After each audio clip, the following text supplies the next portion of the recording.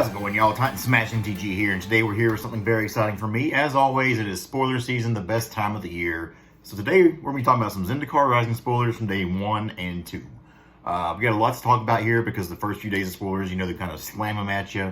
So let's just get into it. Now, we're not going to talk about every spoiler, but I did want to mention cards that kind of caught my eye, things that I think could be constructed playable, whether it be for Historic or Standard or Pioneer, that kind of thing. But I'm excited to talk about these. Again, if you're new here, please consider subscribing, stay a while. As with every spoiler season here, I do 10 different decks for the new standard coming up. And with it being post-rotation, there's a lot to think about here. But the wheels are already turning. I'm already seeing things I want to brew, so I'm really excited for this. So if you're new, stick around, stay a while, smash that subscribe button, all that kind of crap. But anyway, let's get into it. Let's do this. Let's go! So the way we'll do this, we'll just start with the mythics here and kind of go down the list. I'm looking at mythic spoiler right here. We'll have them conveniently placed right here for you. But let's start at it. So the first card we'll talk about is Tazri, Beacon of Unity. This is 4 and a white for a 4/6. This spell costs 1 less to cast for each creature in your party. For anybody who doesn't know what party is, your party consists of one of each of Cleric, Rogue, Warrior, and Wizard. So those 4 creature subtypes there. If you have one of those on the battlefield, that's considered a member of your party. So if you have one of those on the battlefield, this card costs 1 less. You can play blue, black, red, green, or 2 hybrid. It's kind of confusing, but here it is on the card anyway. Look at the top 6 cards of your library. You may reveal up to 2 Cleric, Rogue, Warrior, Wizard, and or Ally cards from among them and put them into the hand. Put the rest of them in the library, bottom of your library, any order. So on its face, this is a 4/6 for 5, which isn't super good. But the fact that you can kind of make this cheaper really depends on how good the party mechanic is. Now, I'll say from the get-go right here, I don't think the party mechanic's very good unless you just kind of happen to make it work with good cards anyways. I think if you're trying to build a party deck as a whole, it doesn't seem like it's a more powerful, playable enough mechanic as of right now. Now, maybe it gets more support printed in for it, and maybe it's good.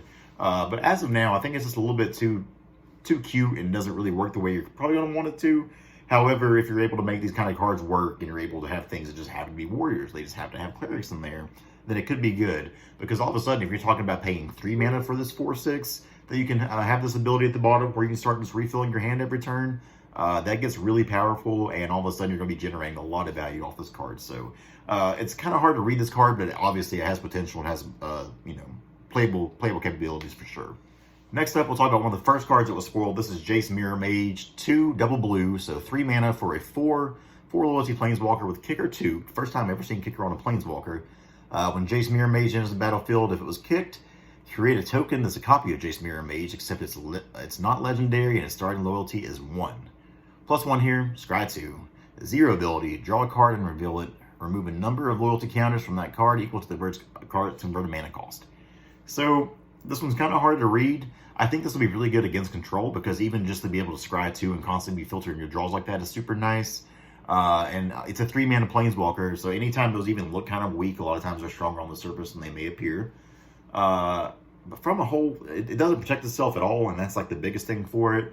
So if you're paying 3 mana just to scry 2, essentially, and then somebody just, they play Questing Beast and attack this, and then there you're left with a 1 mana thing that you're still scrying, but it isn't really doing anything.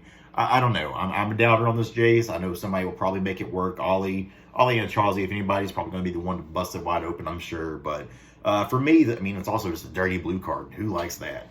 But I'm going to say no on this Jace Mirror Mage for now, but I wouldn't be surprised if I was wrong on it. It does see some play. We'll talk about Drana real quick. I don't think this Drana is super good, but Drana the Last Blood Chief, 3 double black for a flying 4/4. When Drana the Last Blood Chief attacks, defending player chooses a non-legendary creature card in your graveyard. You return that card to the battlefield with a 1/1 counter on it. It's like a vampire in addition to its other types. The big thing here is that it doesn't have haste, so this is a lot of times it's going to be a 5 mana 4/4 that does nothing. And if you're paying 5 mana to do nothing, that's usually just not good enough in Standard. We've seen cards like Elder Gargaroth get to see some play, so maybe it's enough to do there. But even Gargaroth, like you can play it down and you don't do anything, but if they attack you, you're getting in the block and get that value before it's your next turn. Whereas with this Drana, it just kind of sits there. And 4 damage, 4/4, that's okay, but I don't think it's going to be good enough. Now, I will say that bottom effect is powerful, getting to rip things from a graveyard, put counters on, that is really nice. So obviously this does become a must-answer threat, but as for me, again, that's kind of a no for now. I just don't think this sees much play. Next up, we got Nahiri, Heir of the Ancients. This is 2 red-white, so this is like the first card that was spoiled. So Nahiri's a 4 mana, 4 loyalty Planeswalker, +1, create a 1/1 white core warrior token. You may attach equipment you control to it. Things of note here, this works well with Shadow Spear, works well with Ember Cleave, works well with anything like what's the hammer that we have here that's kind of crazy? Works with that. Also, creating a warrior means that you're getting something for your party. So if you have a party type of deck, this enables that with your warriors. -2, look at the top 6 cards of your library. You may reveal a warrior or equipment card from among them, put it into your hand, put the rest of the bottom of your library in a random order. Finally, that -3, which you can do right away. Nahiri, Heir of the Ancients, deals damage to target creature or planeswalker equal to twice the number of equipment you control. Don't think I really care about that part. So the big thing that jumped out to me here when I first saw this, even before learning about the party mechanic, Winota. This works well with Winota. This helps you find Winota, helps you find Ember Cleave, this helps you find Alpine Houndmaster if you're doing the Paul Blade version of this. Helps you find Seasoned Hallowed Blade. There's a lot of stuff that this finds, so I would not be surprised to see Nahiri just ship right into these Boros or Naya or Marty Winota lists. So we'll look out for that one. I do think this Nahiri can see some play, and maybe there's enough, we'll see what equipment comes out in this set, but maybe there's enough playable equipment besides Ember Cleave and Shadow Spear that they see plays. Who knows? So the last Planeswalker we're talking about today here is Nissa of the Shadowed Bogues. This is 2 Golgari, so 2 black-green. Starts off with 4 loyalty. Whenever a land enters the battlefield under your control, put a loyalty counter on Nissa. So, landfall triggers, you're putting loyalty on this, which is really neat. +1, untap target land you control. You may have it become a 3/3 elemental creature with haste and menace until end of turn. It's still a land.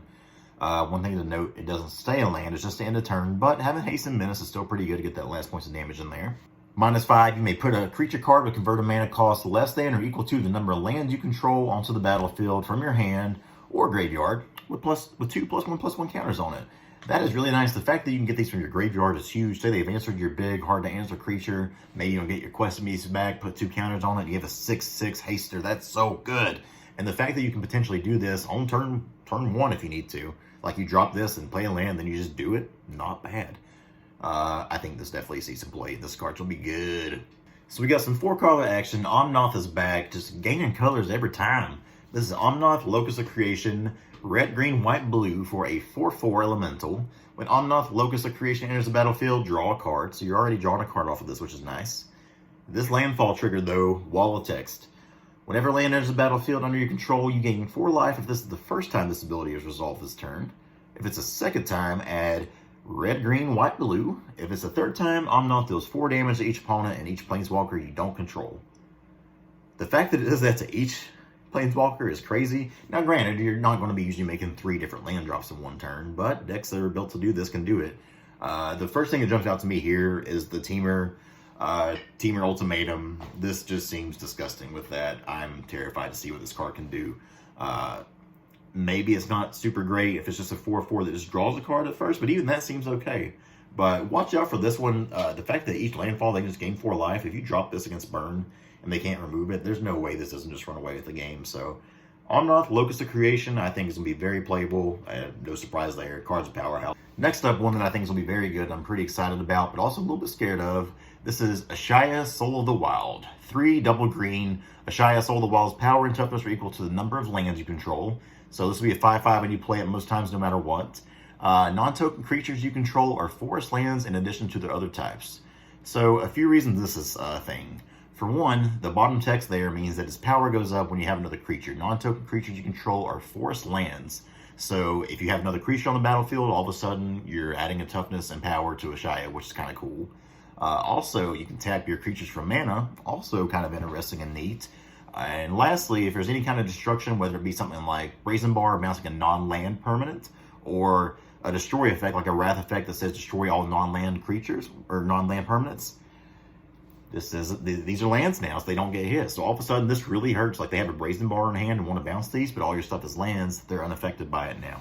So Ashaya, I think there's a lot of things you can do here, and there's a lot of potential with this card. So look out for this one in Standard. I think this one will see some play, and it's a pretty interesting one to me.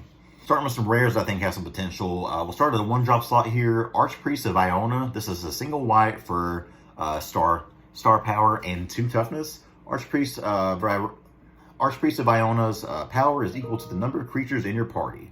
So again, the party mechanic here, this really depends on what your deck's built out of. But this can potentially be a 3/4 power 1-drop, which is wild. At the beginning of combat on your turn, if you have a full party, target creature gets +1/+1 against flying. Don't see this ever being a thing with a full party mechanic unless you're just really going hard in on that kind of thing. But the fact that it has the potential to be such a powerful 1-drop here does make this playable. So another cool one we have here, this is Nighthawk Scavenger. This is 1 double black for a 1+ star. Hard to read these out, but you can see it on the screen here. 1+ star, 3 toughness, flying, death touch, and lifelink. So, you know, big old vampire Nighthawk shout out here. Nighthawk Scavenger's power is equal to 1 plus the number of card types among cards in your opponent's graveyard. This seems pretty cool. I don't know how you're going to get these cards in their graveyard, but I guess like over time and over the game, like they kind of start building these up. So even if they have just a single card in their graveyard, it's 2/3 flying, death touch, lifelink, but it has the potential to be much, much more. So is that enough to make it on its own playable? I'm not 100% sure, but the potential is definitely there.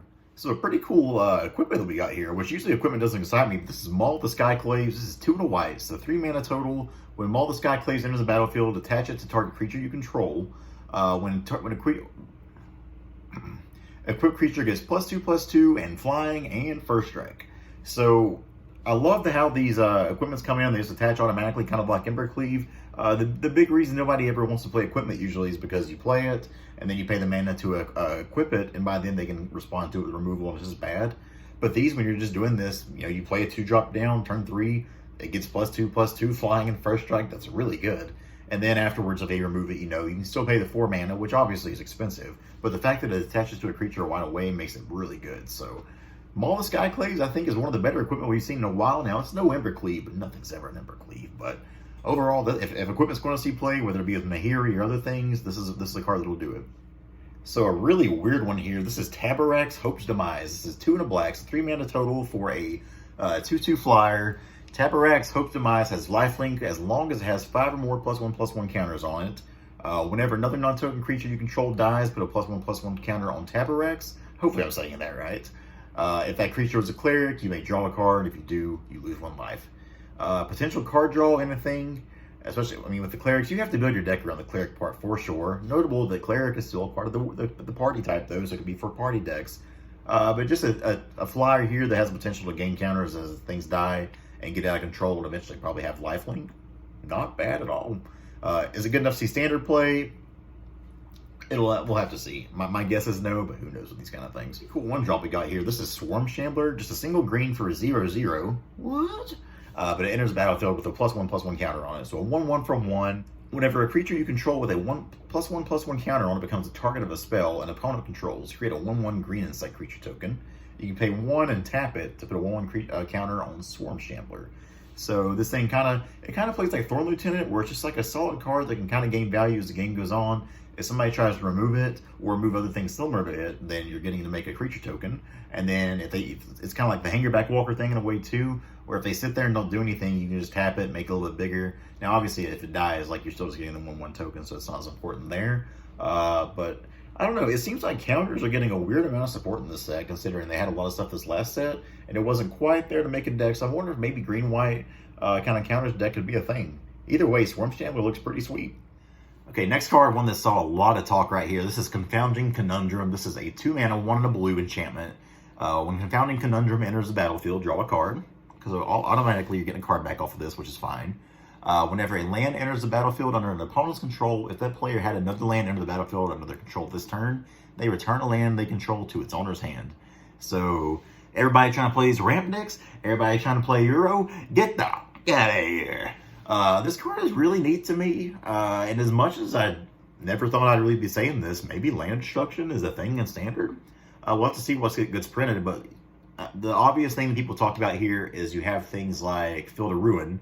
So you have this out, they play their land for turn, you Field of Ruin them, and all of a sudden they can't go get a land, and if they do, they're having to, if they do go get their land, there's bouncing ones. This strictly becomes wasteland at that point. So Confounded Conundrum, really interesting, really punishes these ramp decks that want to go all out on ramp. You know, anytime they play an extra land, they're just bouncing one back to hand. Now, they get to choose what land that is, so it doesn't hurt them quite as bad, but as a whole, I think this card's going to be pretty good. Like, it's definitely a sideboard card no matter what, but I could see some Mad Lads just putting this in the main deck. Who knows? But Confounding Conundrum, I do think it has potential to see play. Be curious to see what people do with it. So we'll talk about these real quick. They're dual cards. I don't know what the actual word for them are, but Valakut Awakening, 2 in a red, put any number of cards from your hand onto the bottom of the library, then draw that many cards plus 1, which is already a pretty good playable considering it's instant. But on that back half, you can play a tap land. Now, these are the kind of cards that I think a lot of people are going to undervalue. I understand, like, maybe that's not a super exciting spell up top. And from what I've seen from most of these so far, like, the front halves of these, they're already pretty playable. But the fact that you get a playable spell you can put in your deck, and then if you need to say, hey, I'm kind of pinched for lands here, let's just play this back half as a land, that's really good. That allows you to kind of cheat on your mana a little bit and play a little bit less if you're playing these types of spells, because in a pinch, if you need that land, you've still got it on the back end. So while these cards don't excite me right off the bat as far as the overall power level on the front side, the versatility of these absolutely make them playable. So watch out for these. These will be in standard. A card that I'm pretty excited about, and maybe even fits in something like Gruel, is Tajuru Paragon. This is 1 and a green for a 3/2, so already a 3/2 for 2, not that bad. The Paragon is also a Cleric, Rogue, Warrior, and Wizard, so if you're doing some party stuff, this is an easy selection in there. Has a kicker cost of 3. When it enters the battlefield, if it was kicked, reveal the top 6 cards of your library. You may put a card that shares a creature type with it from among them into your hand. Put the rest in the bottom of the library in any order. So basically, if you kick this, any kind of creature that shares a party mechanic, put it into your hand. The fact that this can be just a playable 3/2 on its own, but also be able to do more and support some strategies, I don't see a word this doesn't see play somehow. This card is good. When Legion Angel enters the battlefield, you may reveal a card you own named Legion Angel from outside the game and put it into your hand. This one's interesting because you can play this in something like Best of 1, maybe even just a 1-up and have 3 in your sideboard, and then you can go get it. There's some kind of ratio there. It has to be outside the game, so you want it in your sideboard. But maybe you play 2 of these main, 2 of these in the side, and just a way to start refilling your hand like that is really interesting. So while a 4/3 for 4 isn't anything crazy exciting, the ability to keep refilling your hand like that does have some potential, so I wouldn't be surprised if this does something. So another big reprint we got in this set was Lotus Cobra. This is 1 and a green for a 2/1 with landfall. When a land enters the battlefield under your control, add 1 mana of any color. This will be seen in play in ramp decks probably. It's Lotus Cobra. You know what it is. One card that's really good here that got spoiled was Clay Evaporation. This is 1 double white, so 3 mana for a 2/2. When it enters the battlefield, exile up to 1 target non-land, non-token permanent you don't control with converted mana cost 3 or less, or 4 or less, sorry. Whenever it leaves the battlefield, the exiled card owner creates an XX blue illusion creature token where X is the converted mana cost of the exiled card. So this is probably going to be good almost all the time. If there's like a 3 mana planeswalker that you have to deal with, you do this, and if they eventually kill this, yeah, they get a 3/3 back, but it's probably not nearly as impactful as that 3 mana planeswalker was. Or maybe they have something like a questing beast or something that's just really tearing you apart here. You exile that, and it being exile is also relevant, you know. But you exile that, and even if they kill your things, sure, they get a 4/4, but that's just not as good. So this is really good tempo, you know, almost like Reflector Mage in a way. They play a creature, you play this, get the other thing out of here, keep on attacking them. But yeah, I think this card's playable and has some potential, so watch out for Clay Evaporation. So next up, we got a little bit of Limvala, Shield of the Steelgate. This is 1 in Azorius colors, so 1 white-blue for a 3/3 flyer. Already fine stats on its own. At the beginning of combat on your turn, if you have a full party, choose a target non-land permanent and opponent controls. Until the next turn, it can attack or block, and its activated abilities can't be activated. Again, I don't think the party mechanic's going to be all the way there for this, but we'll see. But the bottom part's relevant. Sacrifice Limvala, choose hexproof or indestructible. Creatures you control gain that ability until end of turn. Dropping this on 3 and basically telling your opponent, hey, like, go ahead and try to board wipe me. I'm just going to sack this in response. Pretty good. Next up, a card that I'm really excited about for Dimir, possibly Dimir Flash, or maybe even Dimir Rogues. What? Zerasan the Trickster. This is 3 blue and black for a 4/4 Flash. Already decent. It's a little bit expensive at 5 mana. You can pay 2 and blue-black, return an unblocked attacking rogue you control to its owner's hand. Put Zerasan the Trickster from your hand onto the battlefield attacking. So this does require you to play rogues. However, Dimir already has some pretty playable rogues on its own anyway. So this may be a thing. At the bottom text of that, whenever Zerasan deals combat damage to a player, you may put target permanent card from that player's graveyard onto the battlefield under your control. I'm just imagining a world where somehow they end up having to mill. Maybe they're playing some deck we've thought seized them, or we've made them discard an Ugin, and then, you know, it's turn 4 there, we're attacking in with our little Cunning Nightbonder, for instance. We go, they can't block it, flash us in, hit them, take their Ugin, turn 4. This has a lot of potential. This may actually make Rogues a playable deck, which I would not have thought we'd even be talking about right now. So Zerasan the Trickster, playable card. Watch out for it. One card that I'm excited about because Gruel Smash is Brushfire Elemental. This is red and a green, the best colors in Magic. For a 1/1 with haste that can be blocked by creatures power 2 or less, but that landfall trigger, whenever land enters the battlefield under your control, Brushfire Elemental gets +2/+2 until end of turn. So when you're playing this on turn 2, yes, it's just a 1/1 with haste. However, most creatures aren't going to be able to block it because they're not going to have that kind of power to block it. But those landfall triggers, all of a sudden, you play your land on turn 3 and you have a 3/3, all of a sudden they can't be blocked by 2/2s. That seems good to me. And you can really kind of go hell-bent on this if you want to do landfall things. If you play 2 lands per turn, this is a 5/5 that you just got for 2 mana. I think this is playable. I think this could be good. Real quick on this one, a card that I'm not personally excited about because he's in play is Cleric of the Life Bond. Orzhov colors, white and black for a 2/2. Whenever another Cleric enters the battlefield under your control, you gain 1 life. And when you gain life for the first time each turn, put a 1/1 counter on Cleric and Life Bond. In Azorius, or in the Orzhov kind of decks that want to gain life, this is probably really good. Not for me, but it's a good card. One card that I think a lot of people are kind of sleeping on here is Marasa Root Grazer. This is Selesnya color, so just green and white for a 2/3 with Vigilance. So a 2/3 Vigilance for 2 already is very solid. Hello, Sylvan Advocate. But it's Vigilance. You can tap it. You may put a basic land from your hand onto the battlefield. Or you can tap it, return target basic land you control to its owner's hand. So this enables landfall decks with that bottom ability. It allows you to ramp with that top ability there. You just get to do a lot of really neat things with this. And on its face, it's just a 2/3 Vigilance for 2 anyway. Card's good. So when we talk about the double face cards, another one that's pretty interesting here. This is Canale Ambush. This is 2 and a green instant. Target creature you control fights target creature you don't control. It's a fight card for 3 mana, which is an instant, which is, usually you expect that kind of thing for 2 mana. But on that backside, if you need that green source, you can play that to get that green land tapped. This is exactly why these kind of cards are good, is you're getting an already playable card on the front end. Slightly overcosted what you usually expect, but when you get a playable card on that front end and still potential land drop, it's gas. Another good one of those double spell cards is Uggeri Shelter. This is 1 and a white instant. Target creature you control gains protection from the color of your choice to end the turn. Just a 2 mana protection spell. Again, already that on the instant is okay, but the fact that you get a land on the back of this should you need it, these are 2 really good cards for this kind of thing, and I think this is going to make, this shows how these things are really, really well done. 2 mana for protection is already fine. And again, I go back to the green-white counters deck here that I mentioned earlier. A lot of times that deck, you get these really big creatures, but you just can't really push through that damage. If you can give something protection, they can't block all of a sudden for that 1 color. Swing in there, get the win, and if you need that extra white source or something like that, just play the tap land and you're good, baby. So a pretty powerful looking common we have here. This is Anticognition. This is 1 and a blue, so 2 mana total. It's an instant counter target creature, planeswalker spell, unless its controller pays 2. If an opponent has 8 or more cards in their graveyard instead, counter that spell, then scry 2. So while this may be a strictly worse quench on the front end there because it's only creatures or planeswalkers, if they have the 8 or more cards in their graveyard, then all of a sudden this becomes a 2 mana counter spell that you scry to? What? It's pretty good. Now obviously, we're Gruel, we don't play counter spells around here. But if we did, this seems like it's pretty good. And the last thing we'll talk about today are these Modal Lens. I'm excited for these. Here's the whole set of them here. 6 different pairs, ally colors, but basically the thing that is important, we get red-green. We get Gruel lands, baby.